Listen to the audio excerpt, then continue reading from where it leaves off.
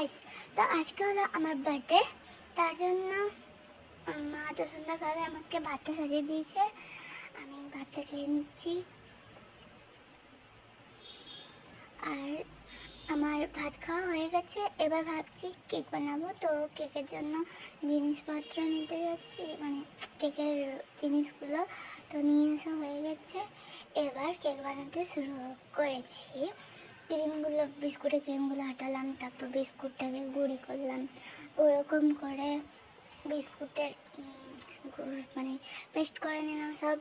তারপর করার পর ওভেনে ঢুকালাম।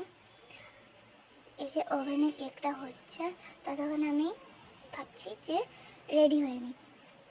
তো এই যে এটা আমার আলমারি, এই আলমারিতে আমার ড্রেস আছে, নিউ ড্রেস মা দিয়েছে, মা না বাবা যাই হোক কেউ দিয়েছে। এই ড্রেসটা আমি পরে নেব। ড্রেস পরা হয়ে গেছে, এবার লাগাই নিচ্ছি মুখে ক্রিম।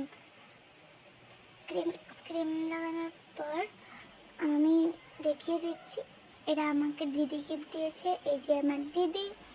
আর আর কই কই কই এই লিপস্টিকটা দিয়েছে আমাকে, এই যে প্রিয়া। হয়ে গেছে, এবার আমি এই লিপস্টিকটা লাগাই নিলাম। আমার লাগানো হয়ে গেছে, তারপর ভিডিওটা চালু করেছি। এবার চুলটা বেঁধে নিলাম। তারপর কানেরগুলো পরতে হবে, কানেরগুলো পরে নিচ্ছি। কানেরগুলো পরে নিলেই রেডি। তো এই যে এটা আমার দিদি, আর এটা প্রিয়া। আর এখানে এখন কিছুক্ষণ দালালি চলছে। আমি ব্লগ বানাই, তো এই ব্লগে নিয়ে দালালি চলো। তারপরে ভাই দাদা সবাই মিলে আমার বার্থডের জন্য ডেকোরেটেড করে দিল। আর এই যে কেকটার ফাইনাল লুক। এবার কেক কাটিং হবে না, তার আগে পায়েস খাওয়ানো হচ্ছে। পায়েস খাওয়ানোর সবাই মিলে আমাকে পায়েস খাওয়াছিল।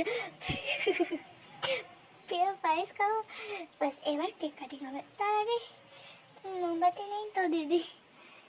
হ্যাঁ, কেক কাটা হয়ে গেছে। এবার প্রথমে ঠাম্মাকে খাওয়াবো। ঠাম্মাকে খাওয়ানো পর খাওয়ানোই হলো না, তার আগে কেউ, তারপর মাকে খাওয়াবো। তার আগে স্লো মোশন হয়ে গেল, স্লো মোশন। এবার খেয়ে নাও কেকটা, খাও খাও, ফটো তোলাই হচ্ছে না।